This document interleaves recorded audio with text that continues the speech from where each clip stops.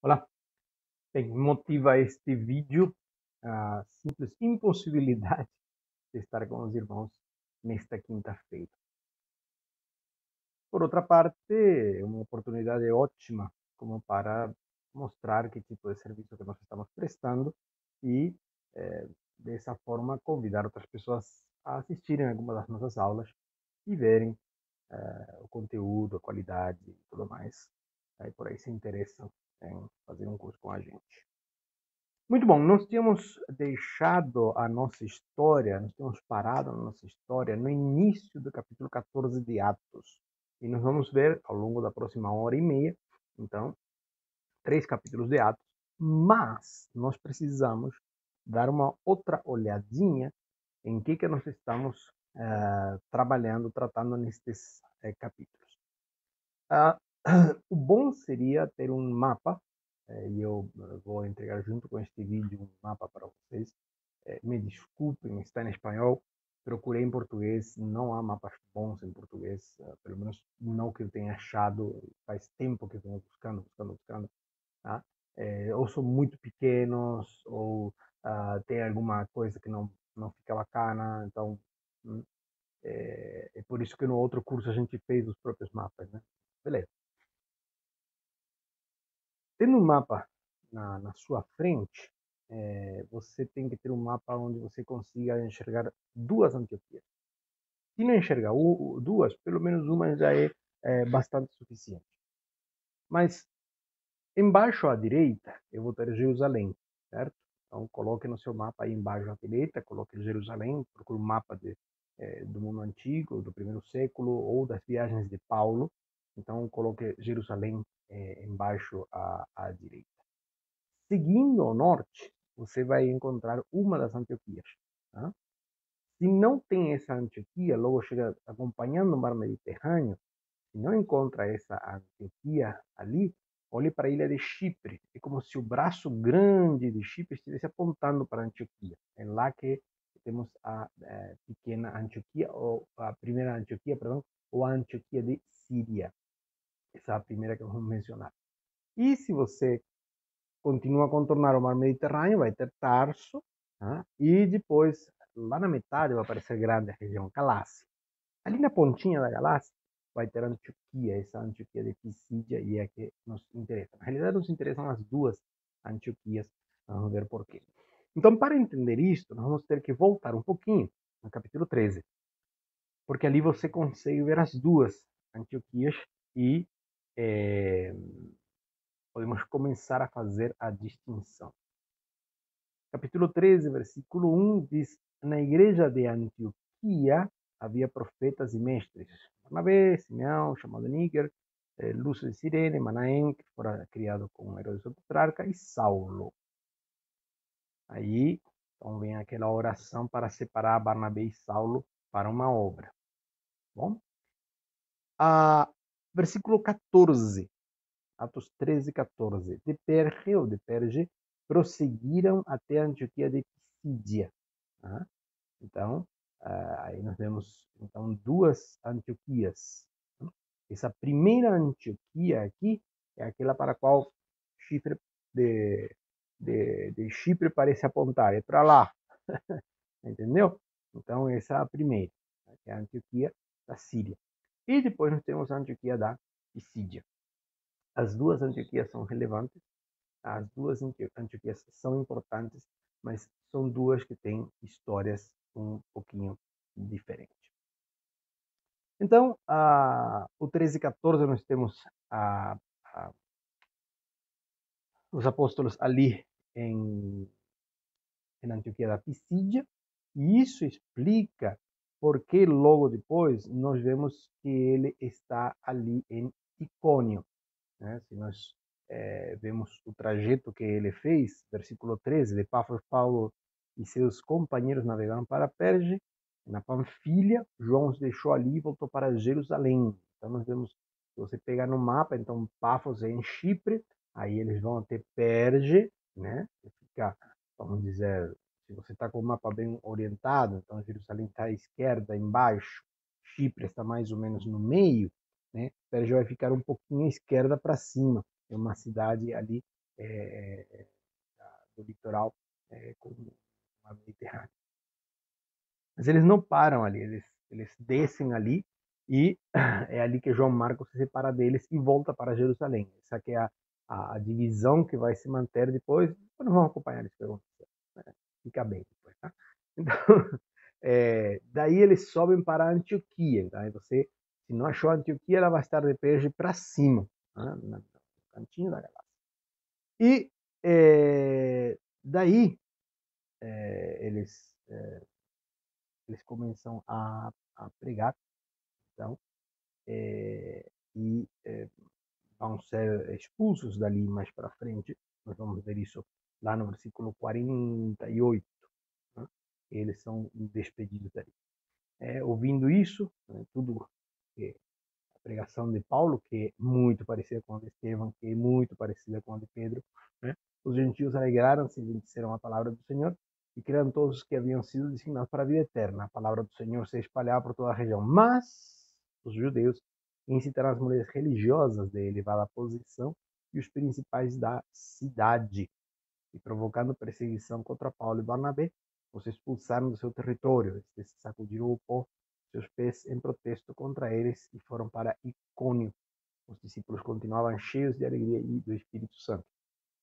Dica para, né, o pretenso discurso de opressão feminina naquela região, tal, né? Na realidade, a visão sobre homem e mulher é muito diferente da que nós temos agora ou da que nós tivemos, né, no período vitoriano. Então, essas lentes são as que nos limitam um pouco a ver esse tipo de coisa. Mulheres religiosas, né, de elevada posição, né, foram as que foram motivadas politicamente aí para entrar em briga, em discussão, né, junto com os principais da cidade. Então estão ali pessoas importantes, né, da cidade e são os que tocam então uma perseguição contra Paulo e Barnabé. Importante aqui a questão geográfica. Eles vão para Icônio, então de Antioquia, de Pisídia. Você vai um pouquinho para a direita e para baixo e você vai encontrar Icônio. Muito bom. Eu tenho uma listinha aqui sobre Icônio. Né? Então, nós encontramos ela na primeira e na segunda viagem missionária de Paulo. Agora, o interessante, o que eu quero mencionar do ponto de vista geográfico, é que Icônio está numa planície, né? E ela foi bastante disputada por alguns impérios anteriores, né? E ela chega depois de Paulo, ela chega a ser colônia. No tempo de Paulo não era colônia, né? Grande colônia ali vamos ter, vamos mencionar no Novo Testamento, vai ser Filipos, né? Mas Icônio era uma cidade cosmopolita, era uma cidade grande, era uma cidade bem localizada, com linhas de logística para o exército e para intercâmbio de material. Ela é bastante mencionada, Atos 13:51, 14:1, 14:9, 14:21, 16:2 e depois em segunda epístola de Paulo a Timóteo 3:11, ele vai dizer perseguições e sofrimento, né? Aquelas coisas que me aconteceram em Antioquia, Icônio e Listra. Eu suportei todas essas perseguições, mas de todas elas me livrou o Senhor. Então, ele tem essas lembranças. Mas o que eu quero mostrar aqui é a decisão estratégica de Paulo. Paulo tinha outras cidades que ele poderia ter chegado, né? Ali por perto. Ele poderia ter olhado para, ficado à beira-mar, né? Ele poderia ter escolhido a região própria ali, talvez um pouquinho mais para Mileto e tal, né? Mas ele se dirige para Antioquia e logo para Icônio. É uma cidade estratégica. E quando eu era mais novo, eu escolhi exatamente o caminho contrário. Eu falei, que diabo é isso? Isso é mundano. né? Como que pode alguém escolher um lugar porque é estratégico? Eu vejo que não estava certo.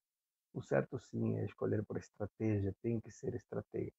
Paulo escolheu estrategicamente nesta cidade de Icônio e as outras. Nós vamos ver Paulo sempre escolhendo assim. Muito bem, o que acontece em Icônio? Em Icônio, Paulo e Barnabé, como de costume, foram à sinagoga judaica.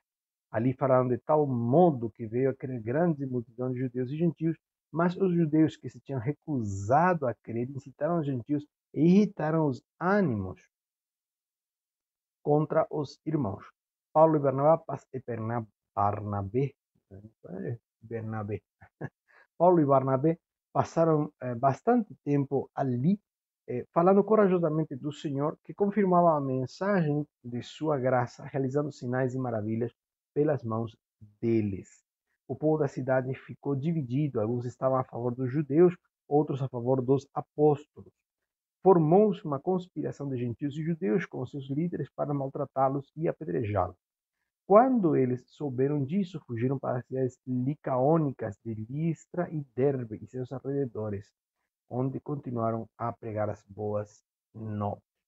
Então ele agora vai para duas cidadezinhas que você vai encontrar à sua direita no mapa, Listra e Derbe. Mas, novamente, o modelo, o molde seguido é exatamente o mesmo. Ou seja, eles entram, pregam para os judeus, dizem a respeito da mensagem de salvação, falam nas boas novas, muitos acreditam, provocam um grande problema com os judeus, né? E são perseguidos e tocados para fora da cidade. Esse é mais ou menos o padrão que estamos vendo aqui, né? Paulo não se deixa amedrontar por isto, Paulo insiste e ele vai junto com Barnabé, então fazendo a obra missionária. Estamos na primeira viagem missionária de Paulo. Em Listra havia um homem paralítico dos pés, aleijado desde o nascimento, que vivia ali sentado e nunca tinha andado. Ele ouvira Paulo falar. Quando Paulo olhou diretamente para ele e viu que o homem tinha fé para ser curado, disse em voz alta: levante-se, fique em pé. Com isso, o homem deu um salto e começou a andar. Ao ver o que Paulo fizera, a multidão começou a gritar em língua licaônica: os deuses desceram até nós em forma humana.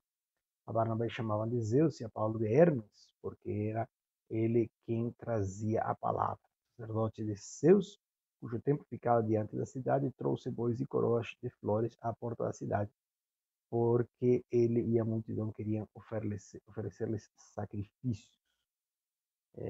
Ouvindo isso, os apóstolos Barnabé e Paulo rasgaram as roupas e correram para o meio da multidão, gritando: homens, por que vocês estão fazendo isso? Nós também somos humanos como vocês. Estamos trazendo boas novas para vocês, dizendo-lhes que se afastem dessas coisas, de coisas vãs e se voltem para o Deus vivo, que fez os céus e a terra, o mar e tudo que eles há.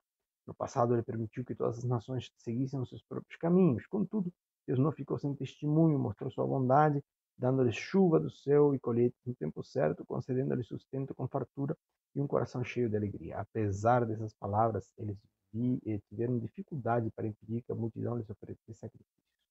Então, alguns judeus chegaram a Antioquia de Icônio e mudaram o ânimo das multidões. Apedrejaram Paulo e o arrastaram para fora da cidade, pensando que estivesse morto. Mas quando os discípulos se juntaram em volta de Paulo, ele se levantou e voltou à cidade. No dia seguinte, ele e Barnabé partiram para Derbe. Então, nós vemos uma questão bastante interessante a respeito das multidões, né?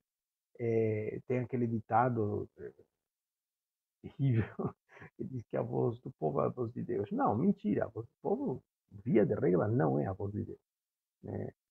Via de regra, o povo quer estar longe de Deus. A natureza humana pende para o pecado. O ser humano sozinho, né, na sua condição individual, ou de forma gregária, ele quer se afastar de Deus. Ele deseja isso. Não nos enganemos, não pensemos que é espontânea, individual, ostracística. O ser humano quer buscar a Deus. Não quer. Nenhum de nós quer espontaneamente. É uma questão de que haja vista a necessidade e haja vista também manifestação da parte de Deus. Se requer esse conjunto de coisas. E a voz da maioria não necessariamente é a voz de Deus. Isso não quer dizer que nós não sejamos a favor da democracia, muito pelo contrário, muito mais nós batistas somos a favor da democracia na veia, né?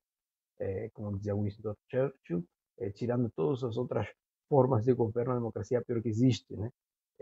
Porque ele dizia que é a melhor forma conhecida de governar uma nação é por meio da democracia. Então, dito tudo isso, temos que entender que ela tem a necessidade de ter pesos e contrapesos, e que não é esse desmando que nós vemos aqui. Essa mesma população, essa mesma multidão, ora queria prostrar-se perante eles como se fossem deuses, ou queria apedrejá-los. Não havia nenhum tipo de peso ou consistência ou sei lá, coerência nisso daqui. Não havia nada. Simplesmente era oba-oba, né? Temos que fazer alguma coisa com ele, não podemos ficar sem fazer nada. Ou os adoramos ou os matamos, alguma coisa faremos. E é o que nos revela ali. As maiorias nem sempre são a voz de Deus. Muito bom.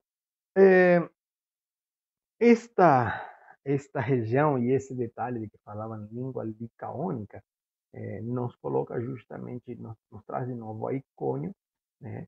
Se ele pertencia ou não a essa região. Né? E é um pequeno debate. Na realidade, a divisa está distante alguns poucos quilômetros. E como é intermediária, você pode prestar a uma confusão aí se é daqui ou de acolá. Quando Icônio depois vira Colônia, mais para frente, 297 d.C., então aí sim ela é a província da Licaônia. Muito bom. Versículo 21. Eles pregaram as boas novas naquela cidade e fizeram muitos discípulos. Então voltaram para Listra, Icônio e Antioquia, né, já fazem um caminho contrário, fortalecendo os discípulos e encorajando-os a permanecer na fé, dizendo: é necessário que passemos por muitas tribulações para entrarmos no reino de Deus. Muito bom. Quando Paulo fala isto, o faz desde uma perspectiva muito pessoal, ou seja, ele passou por tribulações. A pregação do evangelho do reino para ele não era barata. Né? Nós temos que ver essa questão da história de Paulo. Ele é um homem que deixou todo o seu status quo para a pregação das boas novas do reino. Estava disposto a expor a vida nisso. Então, quando ele fala de que é necessário passar por muitas tribulações, ele não está falando de forma teórica. Não são tribulações da alma, por assim dizer, se cabe uma dicotomia ou tricotomia. Né? É um sofrimento generalizado, em todos os sentidos. Né? Paulo sofrendo perseguição, sendo apedrejado, passando fome, nudez, né? E também sendo criticado pelos de dentro da igreja, pelos judaizantes. Nós vemos por outros que pregavam o evangelho de uma liberdade tal que nem Paulo conhecia, né? Pelos judeus que eram seus irmãos pela carne, nós vemos Paulo sendo constantemente, tendo constantemente sofrimento do quanto era lá. Então, quando ele passa e fala, não são palavras ao vento. Né? São coisas que eles tinham visto Paulo, né, passar. Então, uma interpretação de Paulo sobre a realidade dele e como que eles, a partir daí, não podem esperar muito mais do que isso. Se eles queriam crer no Evangelho, ia ser na base justamente dessa brutalidade da sociedade. Paulo e Barnabé designaram-lhes presbíteros em cada igreja. Então, nós vemos como que há um início de estruturação dessas comunidades. Então, eles tinham passado pregando o evangelho, tinham ficado um pouco de tempo em cada lugar, mas agora eles estavam estabelecendo uma certa pauta, uma ordem, uma forma de organização.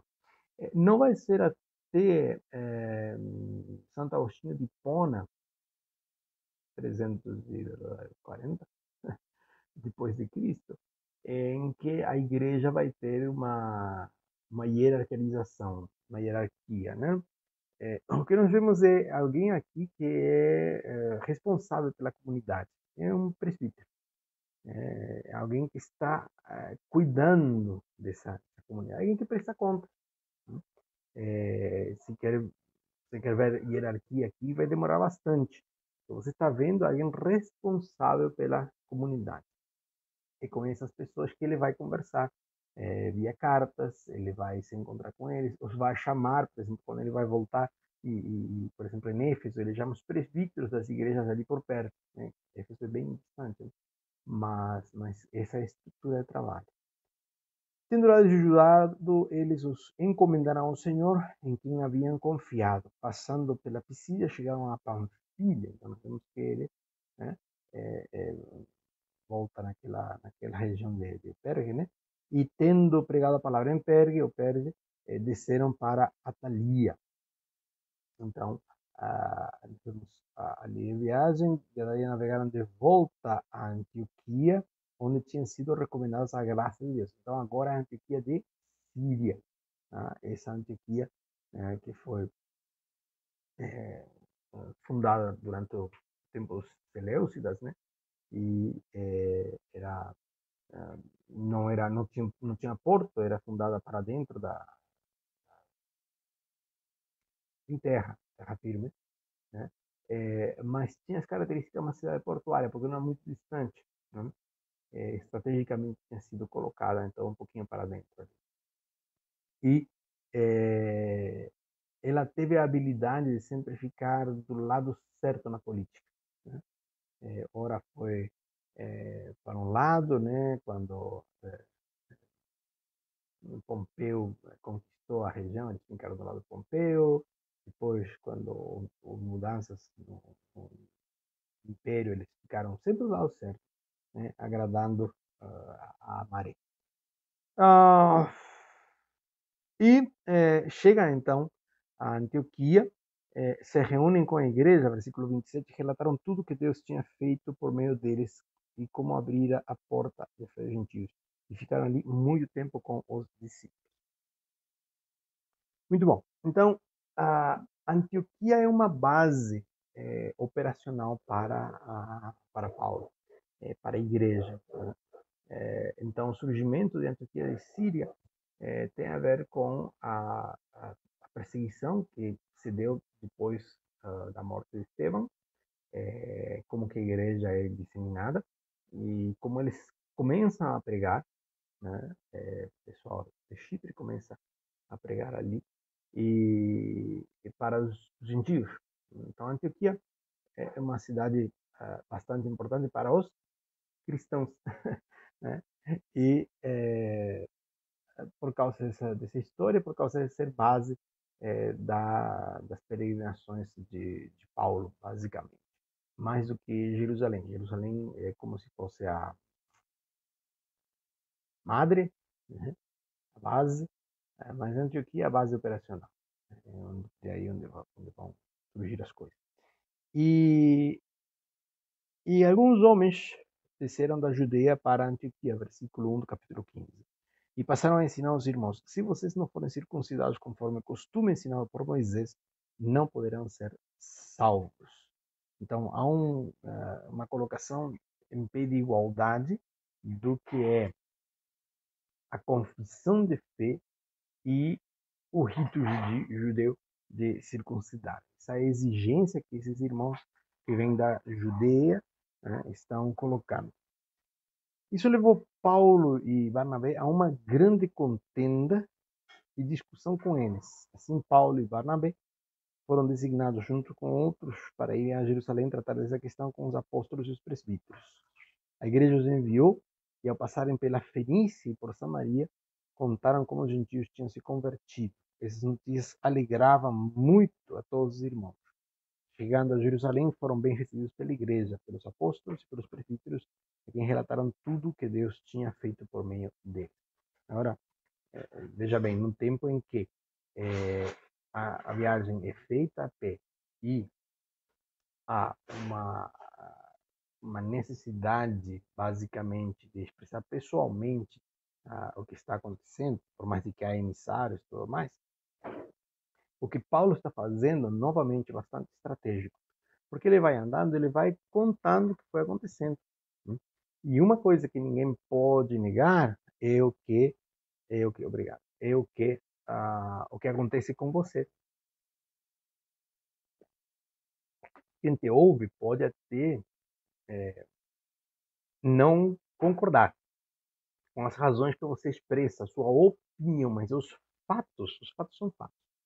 Então, o que Paulo está relatando são fatos. O que aconteceu? Foi tal, tal e tal coisa. O que aconteceu? Foi tal, tal e tal coisa. É isso que ele está fazendo.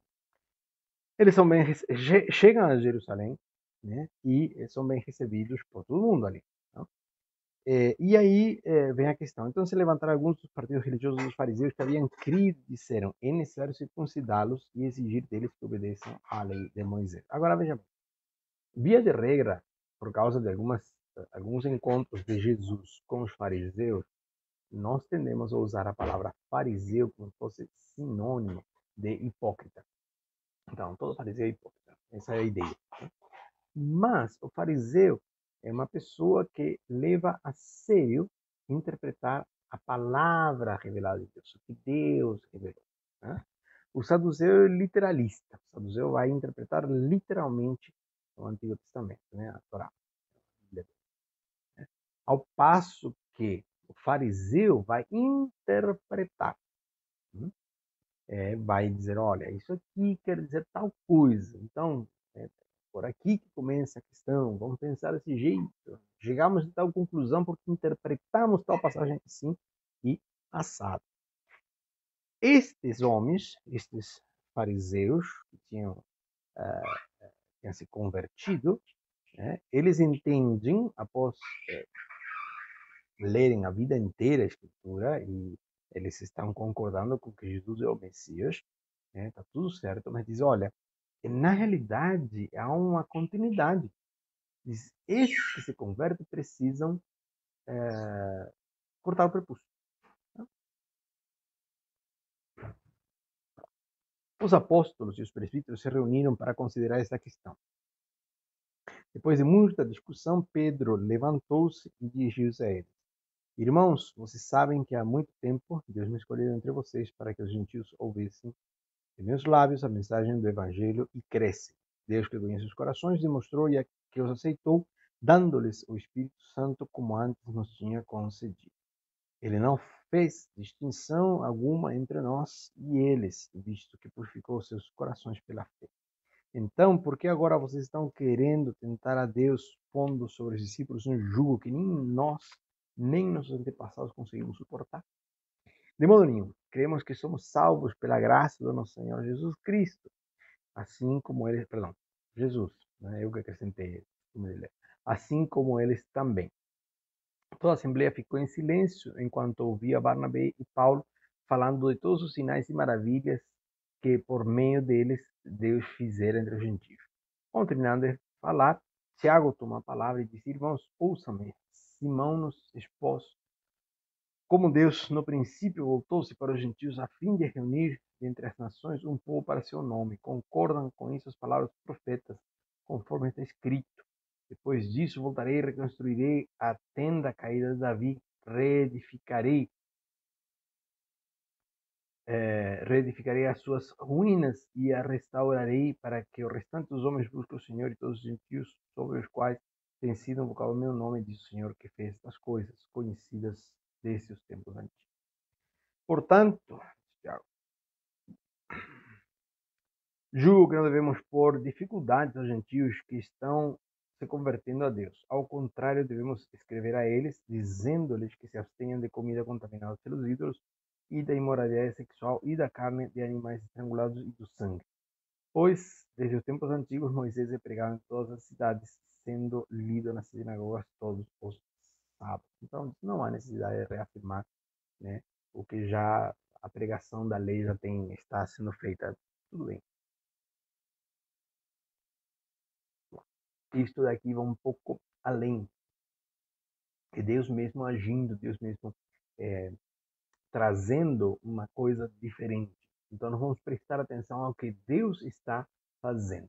Eu acho que esse é um critério bastante importante. O que Deus está fazendo na sociedade. Não o que a sociedade quer que Deus faça. É diferente. Tá? O que Deus de fato está fazendo. O que Deus... quais, quais são as propostas de Deus. O que Deus quer.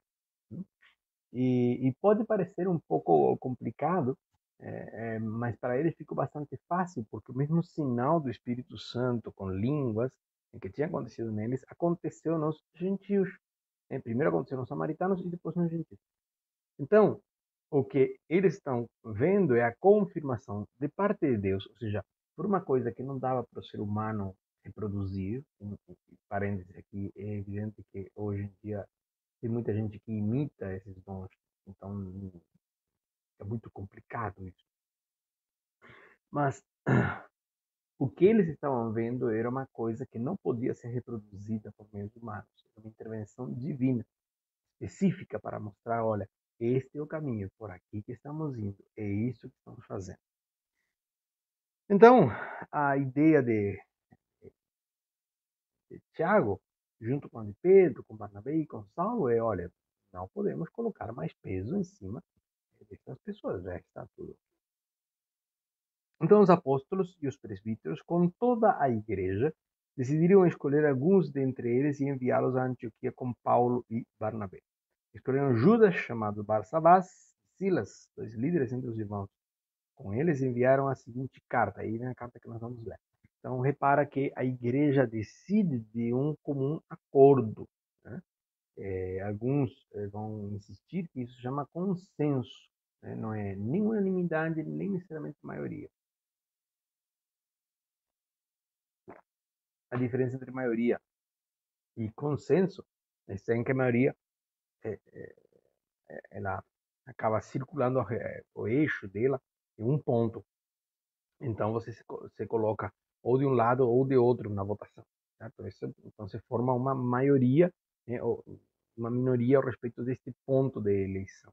O consenso é mais ou menos assim, olha, temos esta ideia, vamos falar dela? Vamos. Então vamos dilapidando ela, até que chegamos numa ideia que é bastante parecida com a original, não necessariamente é igual à original, mas que é mais do agrado do comum do povo.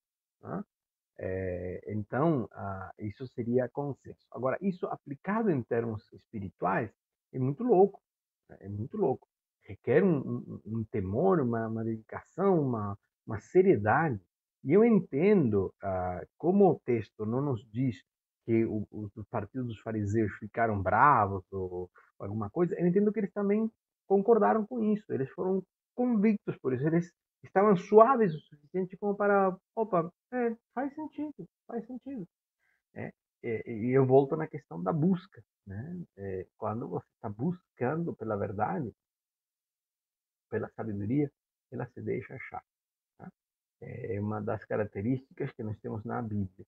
Tá? A sabedoria se deixa achar, ela clama pela rua, ela busca, assim, a deseja. Né?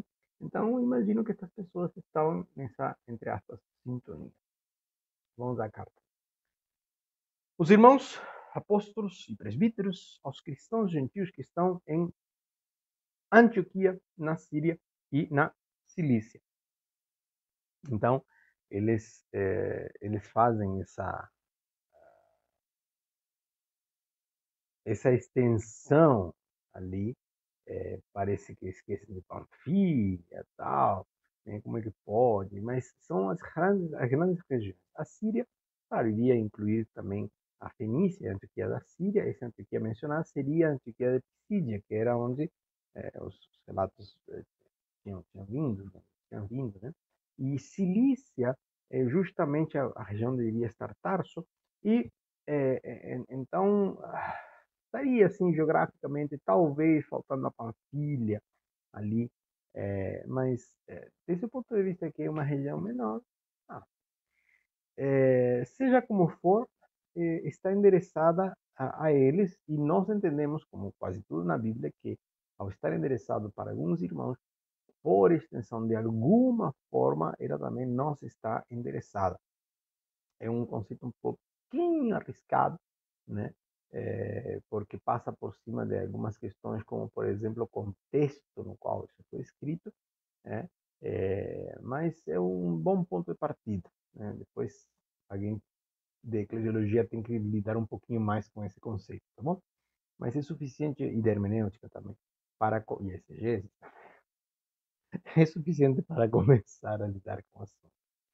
Soubemos que alguns saíram de nosso meio sem nossa autorização e os perturbaram. Olha só o cuidado, a gentileza, a delicadeza com as pessoas, né? Transtornando a mente de vocês. Olha só que carta deliciosa de ser lida. Transtornando a mente de vocês com o que disseram. Olha que pronto. As palavras criam realidades.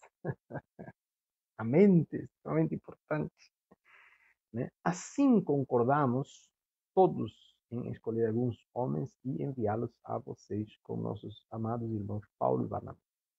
Homens que têm arriscado a vida pelo nome do nosso Senhor Jesus Cristo. Portanto, estamos enviando Judas e Silas para confirmarem verbalmente o que estamos escrevendo. Receber um Espírito Santo e a nós não impor a vocês nada além das seguintes exigências necessárias: que se abstenham da comida sacrificada aos ídolos, do sangue, do carne, de animais estrangulados e de imoralidade sexual. Vocês farão bem em evitar essas coisas, que tudo lhes vá bem. Olha só que carta linda. E olha só é, como aquele formalismo, aquele evangeliquez não existe aqui, tá? Tipo, nós rechearíamos isso de um monte de outras coisas, né? Usaríamos certos formulismos para nos dirigirmos, mas é uma carta de coração a coração, de uma assembleia para outra assembleia. Dizendo, olha, vamos colocar as coisas assim. É isso. Eles, é, eles desautorizam aqueles, dizendo, olha, saíram sem nossa autorização. Isso é uma coisa que fazem. Agora estamos falando um pouquinho a questão da organização eclesiástica, né? De como funciona. Diz, olha, aqueles lá saíram, mas nós não mandamos eles. Foram sem nossa autorização, primeira coisa. Segunda coisa, né? Paulo e Barnabé, eles arriscaram a vida por causa do evangelho. E contam com a nossa aprovação. É isso que eles estão falando. Tá? Contam com o nosso apoio. Estamos mandando eles. E não bastasse, então, com isso, nós vamos, então, mandar aqui, junto com estes, outros dois, tá? Que Judas e Silas, né? Que vão confirmar o que está sendo feito. Tá?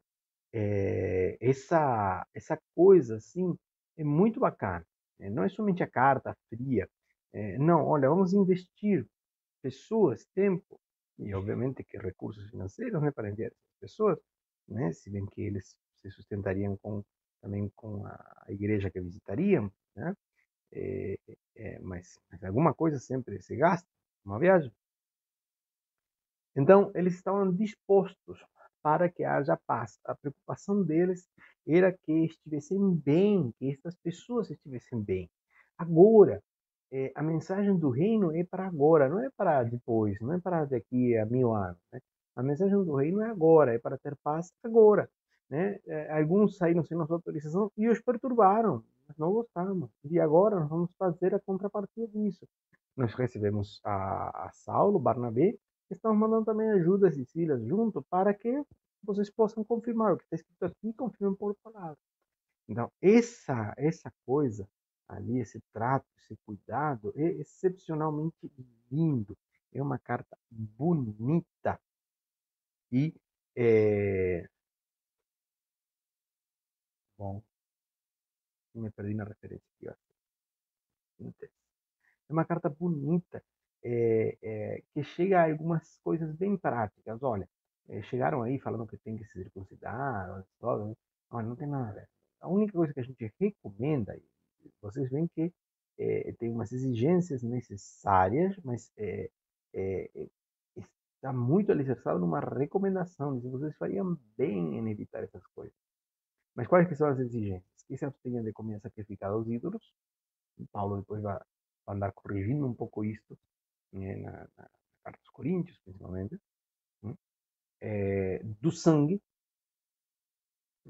Então, a, a carne sim, mas o sangue não. Né? O sangue é sinal de vida. E, e isso, todos eles concordaram de que não é bacana. Né? E talvez no século XXI, com todos os avanços que temos, dependendo do povo, nós talvez faríamos a mesma recomendação. Né? Mas está vinculado da mesma forma que o judeu respeitava o sangue e não se tocava no sangue, o sangue era descartado, né? E o chouriço, né? Bernabé, Benjamín, si tú estás mirando el video, en español son, me olvidé, morcillas. En español son morcillas. Né? Então aqui nós temos o chouriço, né? Então, no caso, da mesma forma que eles evitavam o sangue, havia muitos povos que cultivavam costume de beber sangue. E está associado com os cultos também do momento. Então, temos as questões aí sanitárias, mas também questões espirituais. Da carne de animais estrangulados, novamente, mesmo problema, e também moralidade sexual, também tem a ver com questões culturais. Todas elas, na realidade, estão vinculadas com o culto. Né? Em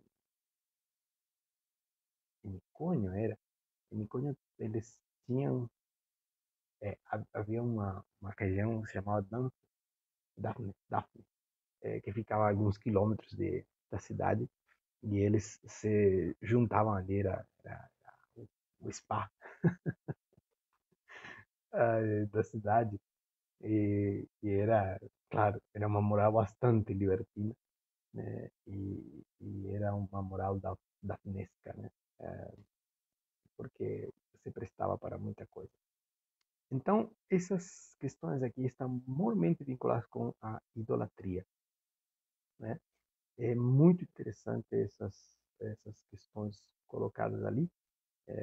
Fariam bem em dar uma analisada um pouquinho maior, mas agora vamos ficar somente com esse ponto de vista. Que tudo les vá bem, eu acho linda essa finalização, olha, tudo les vá bem. É muito carinhosa esta carta. Uma vez despedidos, os homens desceram para Antioquia. Normalmente descer, por quê? Porque Jerusalém está num lugar alto, então se desce, sobe a Jerusalém, se desce, né? Mas não vamos pensar que é muita altitude, não. A altitude é relativa ali, tá? Mas é a cidade alta. Muito. Quando reuniram a igreja, entregaram a carta. Então, essa Antioquia, Antioquia de Síria, que é a mais cercana a Jerusalém. Falando nisso, eu vi um comentário fazendo uma mistura das duas, tá? Muito bom, muito complicado. Os irmãos a lerem se alegraram com a sua animadora mensagem. Judas e Silas, que eram profetas, encorajaram e fortaleceram os irmãos com muitas palavras. Tendo passado algum tempo ali, foram despedidos pelos irmãos com a bênção da paz para voltarem aos que os tinham enviado. Mas Silas decidiu ficar ali. Paulo e Barnabé permaneceram em Antioquia, onde, como muitos outros, ensinavam e pregavam a palavra do Senhor. A vida eclesiástica na Antioquia era fervilhante. Né? Eles estavam ali dedicadíssimos, né? Uma pegada terrível, muito linda. Algum tempo depois, Paulo disse a Barnabé: Voltei partemos para visitar os irmãos em todas as cidades onde pregamos a palavra do Senhor, para ver como estão indo. Barnabé queria levar João, também chamado Marcos, mas Paulo não achava prudente levá-lo, pois ele os tinha abandonado na Panfilha e não permaneceria com eles no trabalho. Tiveram um desentendimento tão sério que se separaram. Barnabé, levando consigo Marcos, navegou para Chipre, mas Paulo escolheu Silas e partiu encomendado pelos irmãos à graça do Senhor. Passou então pela Síria e pela Cilícia, fortalecendo as igrejas. Então, duas linhas de trabalho que se separam.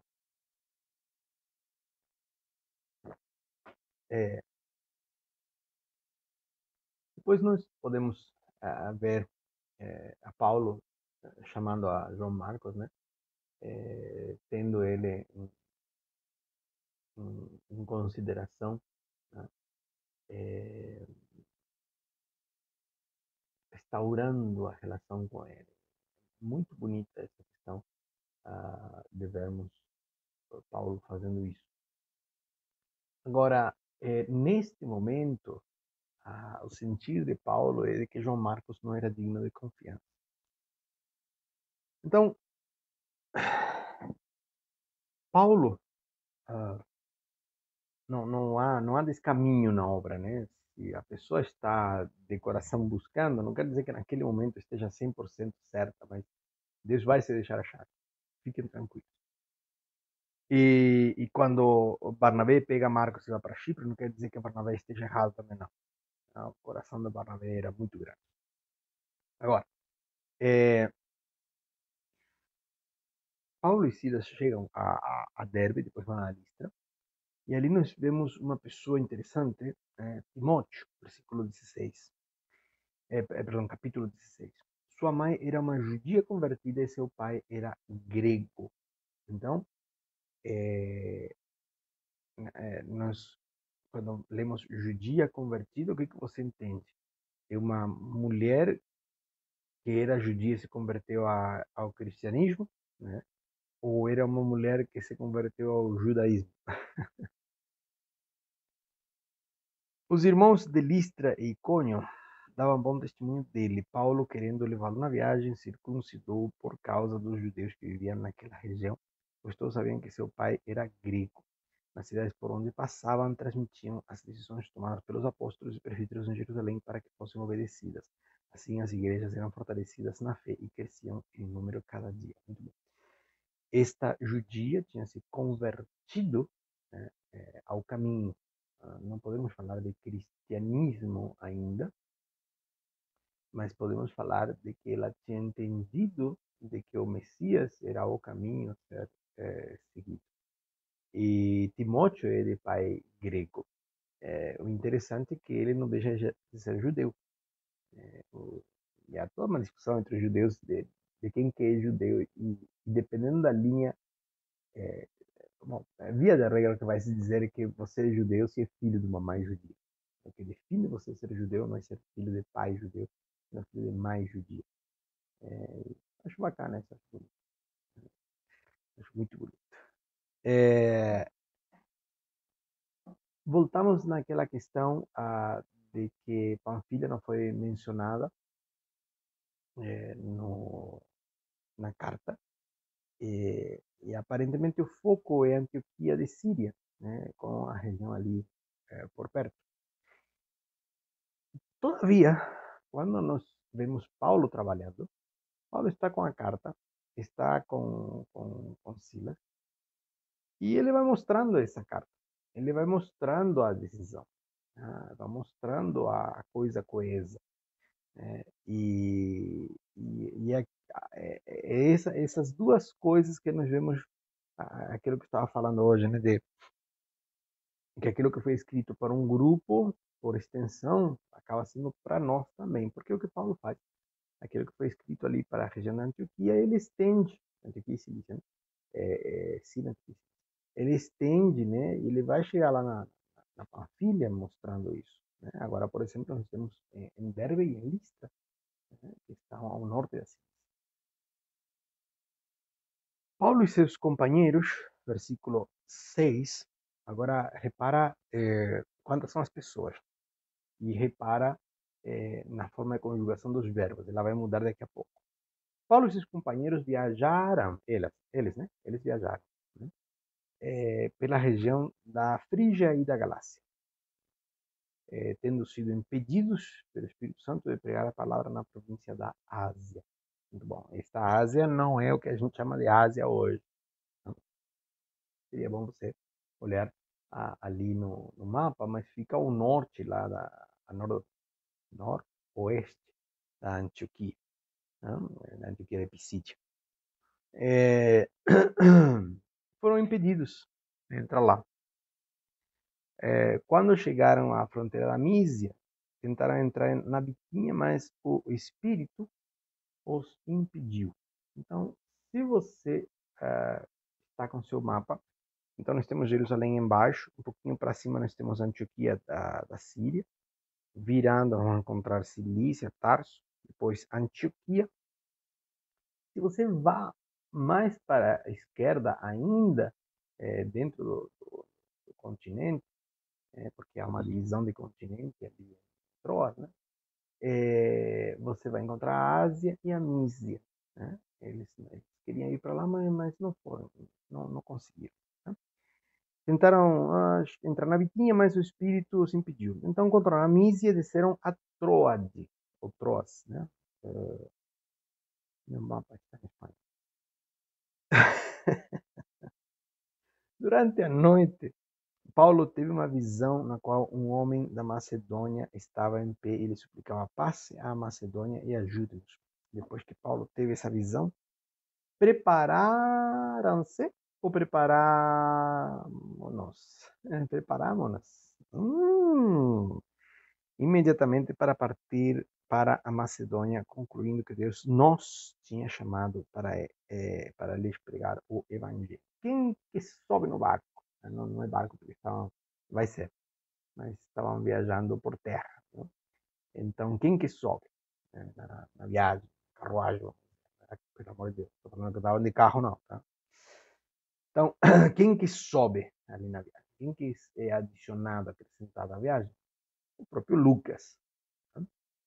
Por isso que ele passa agora a escrever na primeira pessoa, no plural da primeira pessoa. Então, diz nós, por exemplo, no versículo 11, partindo de Troade, navegamos, nós navegamos. Então, é bacana prestar atenção a essa diferença, porque aqui Lucas começa a fazer parte das viagens de Paulo. E nós já colocamos essa questão de que Lucas está seguindo, em muitos sentidos, o relato que Paulo está fazendo. Muito bom. Troade é a última cidade da Ásia. Né? Então, o continente asiático chega até ali. Placa tectônica e ali. Né?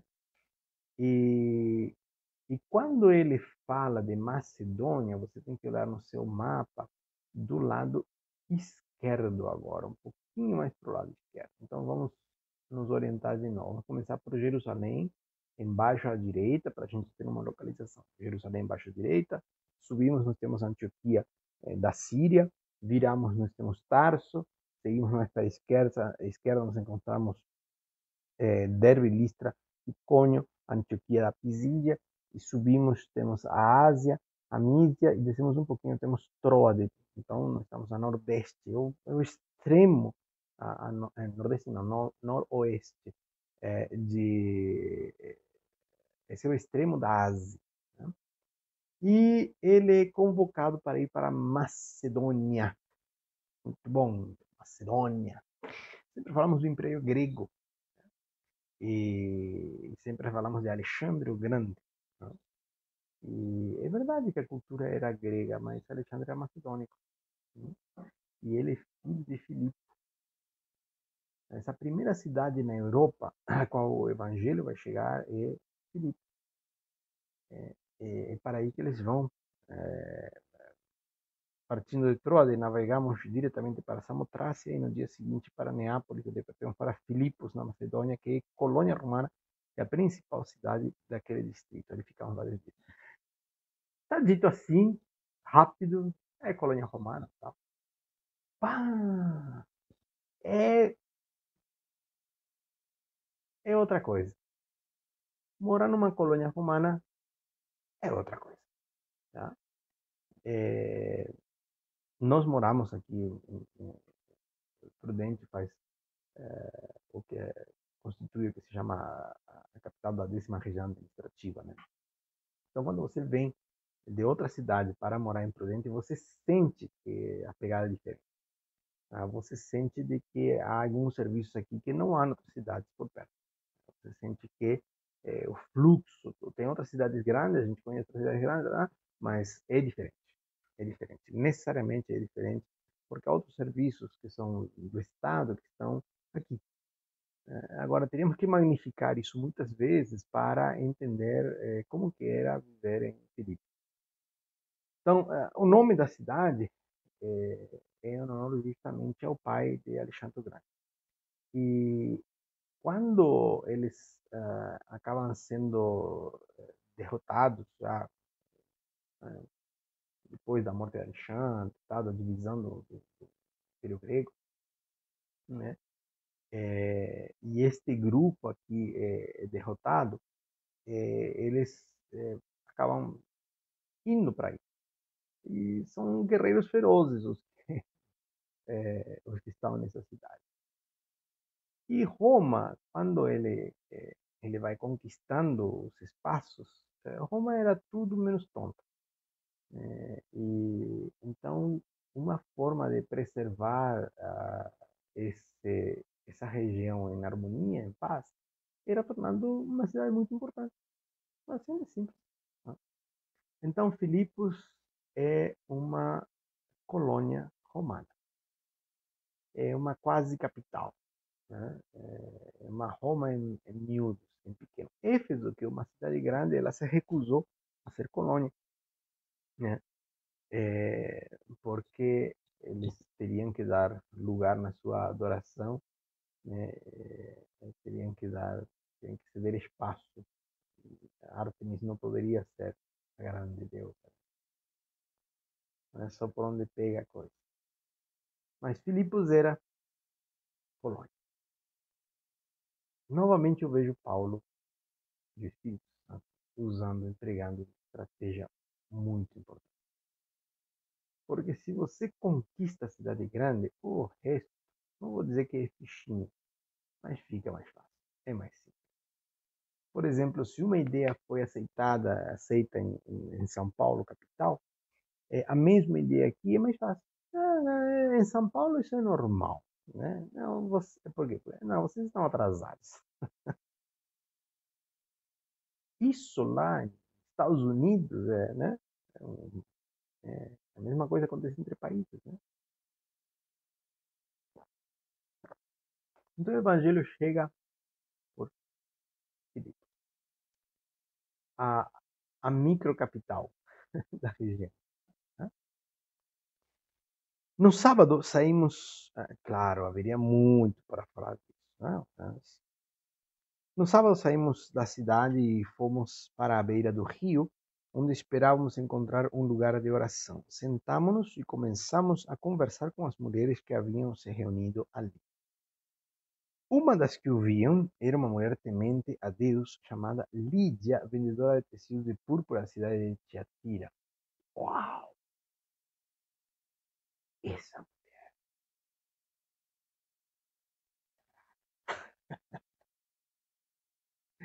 essa mulher é muito influente.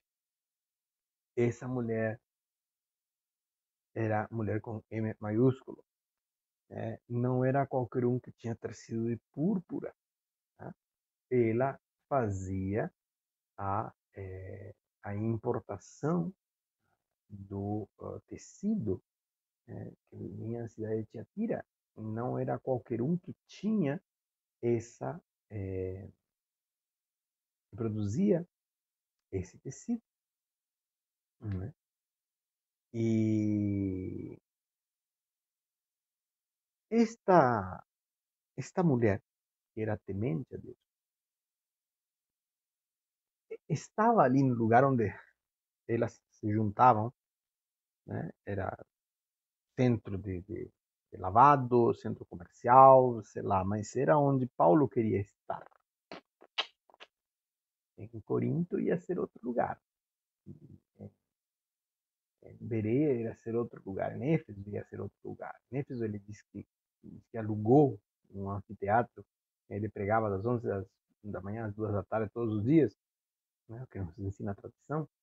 Né? Mas aqui era à beira do rio. Onde a coisa acontece? É na beira do rio. Então vamos para lá. É para lá que eu quero estar. O Senhor abriu seu coração para atender à mensagem de Paulo. Tendo sido batizada bem como os da sua casa, ele nos convidou dizendo: se os senhores me consideram uma crente no Senhor, venham ficar em minha casa. Nos convenceu. Lindo. Né? Então eles ficam ali. A prática da civilização da época, né? Uma prática até recente, bastante comum. A prática do hotel já existia, havia lugares comuns para ficar, né? Mas até recente, eu conheço pessoas que fazem isso hoje, né? Se tem um conhecido, se tem um amigo, fica na casa do conhecido, fica na casa do amigo e tá tudo certo. Né? É, é estar em casa, é a casa fora da casa. Né? Então, foi o que fez, foi o que aconteceu. Certo dia, indo nós para o lugar de oração, encontramos uma escrava. Então, eles estão indo para esse lugar, que entre as atividades que concentrava era o lugar de oração, à beira do rio. Né?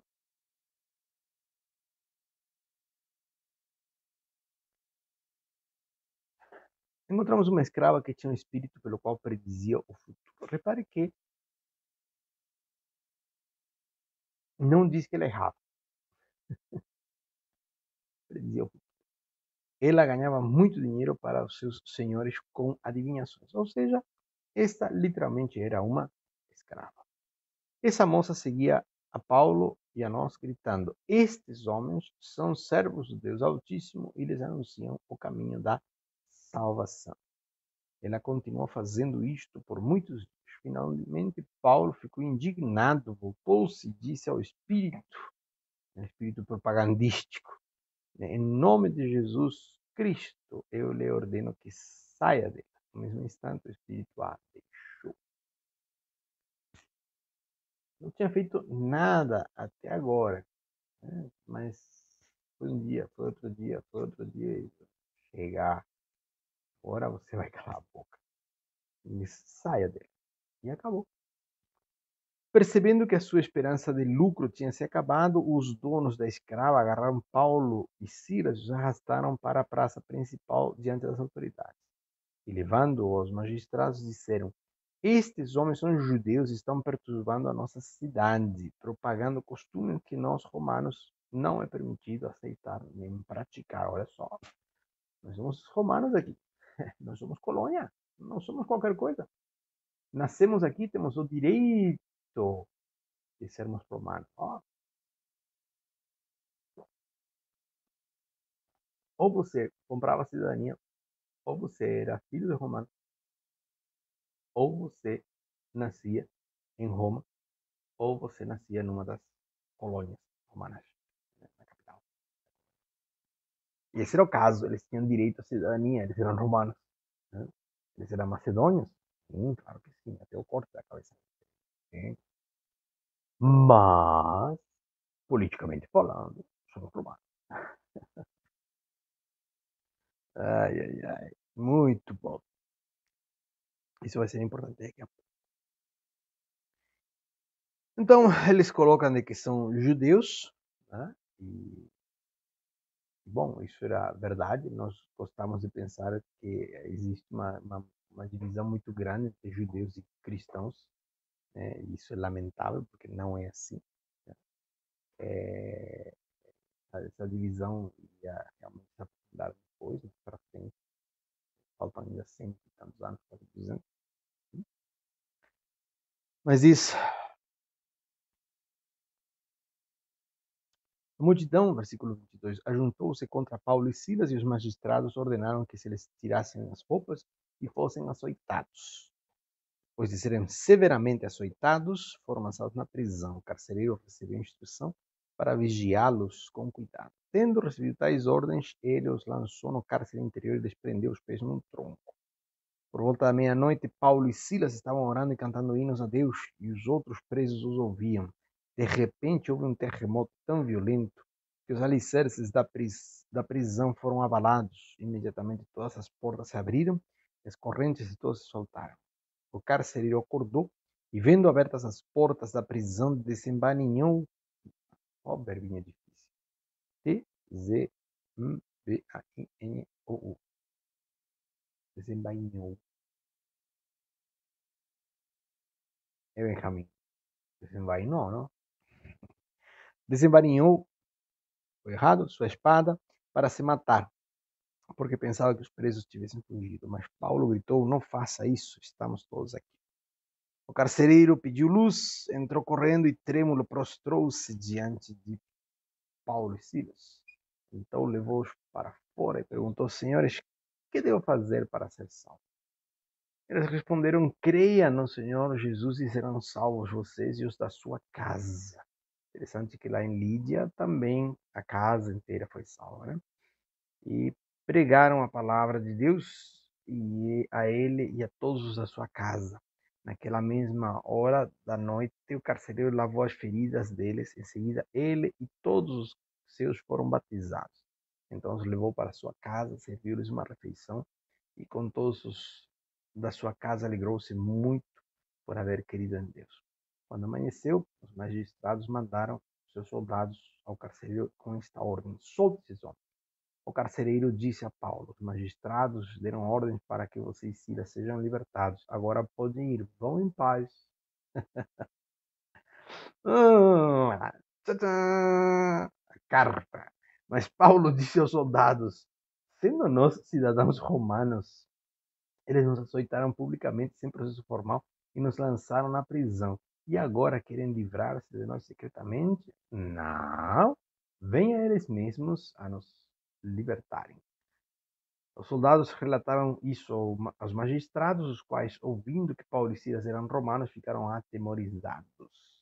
Vieram para se desculpar diante deles e conduzi-los para fora da prisão. Pediram-lhes que saíssem da cidade.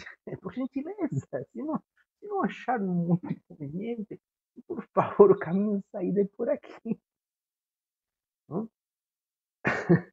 Depois de saírem da prisão, Paulo e Silas foram à casa de Lídia, onde se encontraram com os irmãos e os encorajaram, e então partiram. Muito bom. Obviamente que o caldo engrossa, as perguntas permanecem, né? Por que Paulo não falou antes, né? E eu tenho que voltar na questão da estratégia. Com custo próprio, né? Ele se preserva essa informação para usá-la no momento mais oportuno. Eu acho isso bastante bacana da parte de Paulo.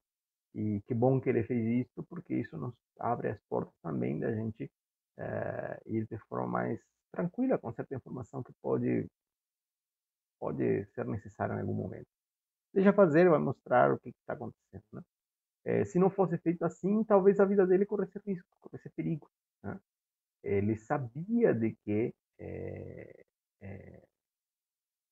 isto não ia dar muito mais, porque as autoridades tomarem controle da situação para chegar à morte, eles iam ter que passar por um processo.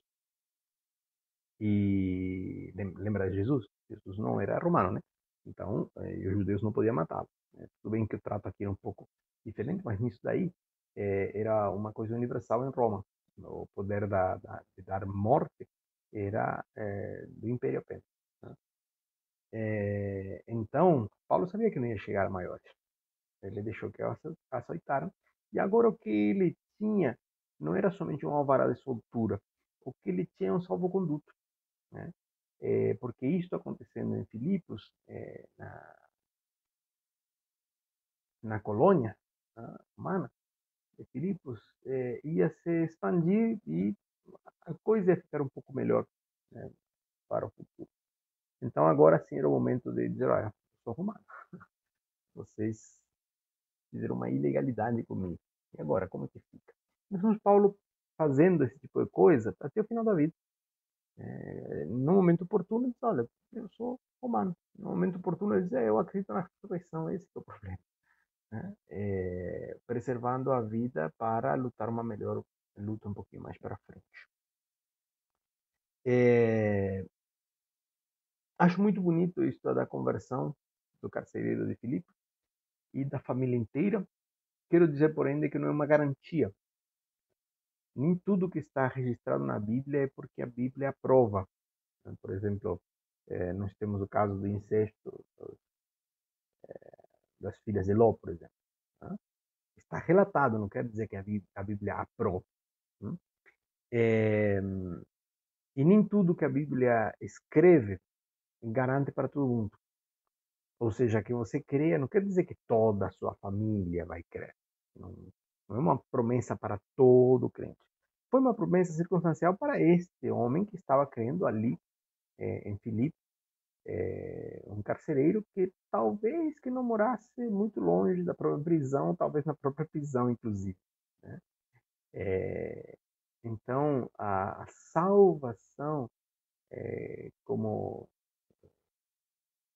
impacto, como mudança de vida, como renascimento, chega para este homem. Este homem estava solidificado com a sua família. Quando ele se converte, a família inteira vai atrás, um ato comunitário e individualizante da fé. Cada um deles creu, cada um deles foi batizado.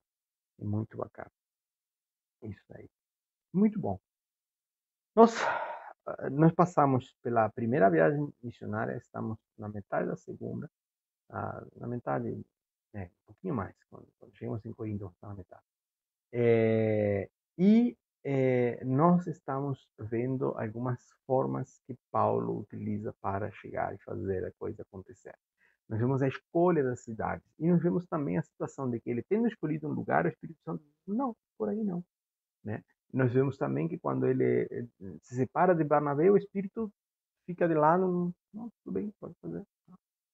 Mas aqui nós vemos então que ele chega a Filipos por causa da intervenção direta do Espírito Santo, impedindo de fazer uma obra que era boa. Nem sempre o Espírito Santo impede de fazer uma coisa que é ruim. Né? Às vezes a coisa boa não é o momento, nem você é a pessoa para fazer isso.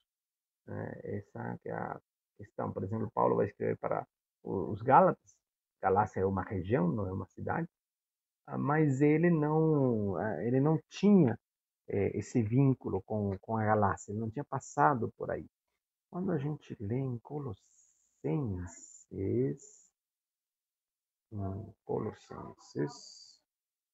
isso, capítulo 2 de Colossenses, diz, quero que vocês saibam quanto estou lutando por vocês, pelos que estão em Laodiceia e por todos que ainda não me conhecem pessoalmente. Esforço-me para que eles sejam fortalecidos, e ele continua, né, ali. Em muitos lugares Paulo não trabalhou diretamente, o grande Paulo não trabalhou. Então, eu quero juntar a questão que eu falei de início da estratégia com a questão agora do Espírito Santo, dizendo, olha, por aqui você não vai. Deus abençoe muito vocês. Espero que a semana que vem possamos estar juntos novamente. Um grande abraço.